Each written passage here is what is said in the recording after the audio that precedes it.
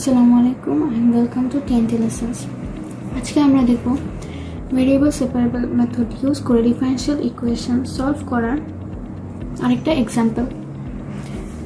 Check, আমার কাছে একটা কোয়েশ্চেন আছে, e to the power x plus 1 y dy is equal to y plus 1 into e to the power x dx.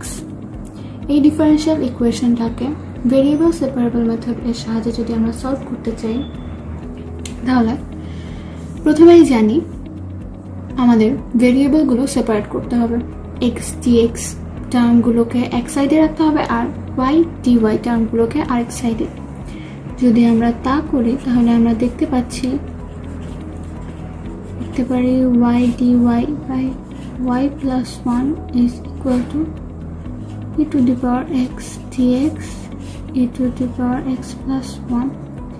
এক্ষেত্রে আমরা simply just উভয় পক্ষকে e to the power x plus 1 R y plus 1 দ্বারা ভাগ করলে এটা পেয়ে যাচ্ছি, ভেরিয়েবলগুলো সেপারেট হয়ে যাচ্ছে।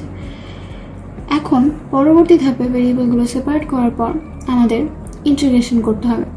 এক্ষেত্রে ইন্টিগ্রেশন করার পূর্বে আমাদের লক্ষ্য থাকবে যে কীভাবে আমরা সহজে ইন্টিগ্রেশনটা করতে পারি। y dy by y plus 1 একে ইন্টিগ্রেশন করার জন্য যদি আমরা একে একটু ভেঙে লিখি তাহলে আমাদের সুবিধা হয়।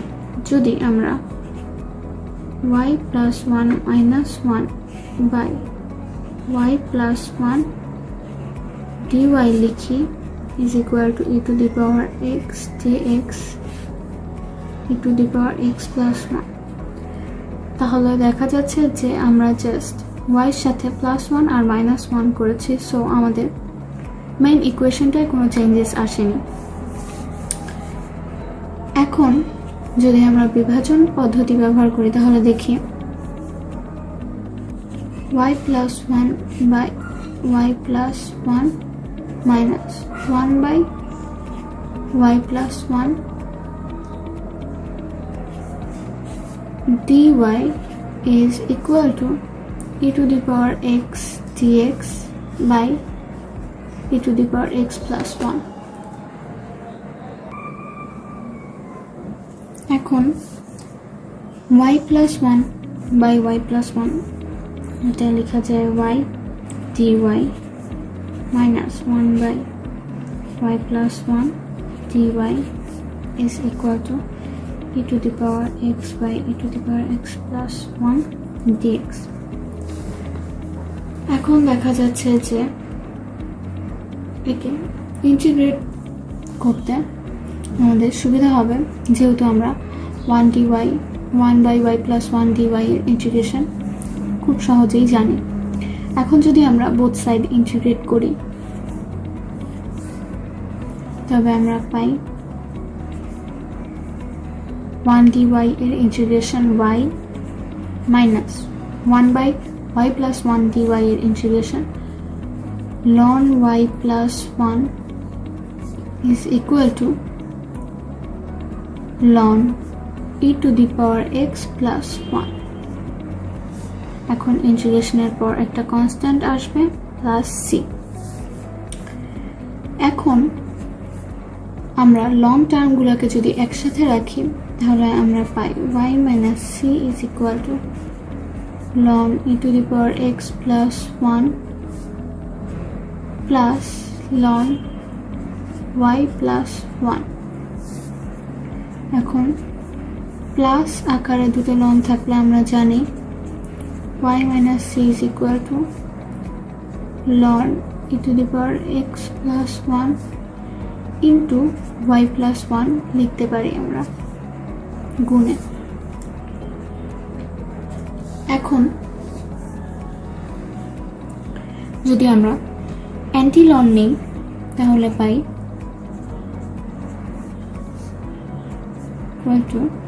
e to the power x plus 1 to y plus 1। আচ্ছা, e to the power y minus c কে যদি আমরা ভেঙে লিখি তখন লেখা যায় e to the power y into e inverse c is equal to e to the power x plus 1 into y plus 1. এখন e inverse c এটা একটা কনস্ট্যান্ট। এখন এই e inverse c টাকে আমরা লিখতে পারি যে কোনো কনস্ট্যান্টের নামে a b c বা যে কোনো একটা নাম। ধরি e inverse c কে আমরা a লিখলাম, a e to the power y is equal to e to the power x plus 1 y plus। এখানে যদি e inverse c কনস্ট্যান্টটাকে আমরা অন্য কোনো নামে লিখি তখন পাশে বলে দেয়া ভালো where a is equal to e inverse c। তো দেখা যাচ্ছে যে আমাদের given differential equation e to the power x plus 1 into y dy is equal to y plus 1 e to the power x dx K variable separable method A solve করে আমরা এমন একটা solution পাচ্ছি a into e to the power y is equal to e to the power x plus 1 into y plus 1 where a is equal to e inverse c। এটাই আমাদের desired solution।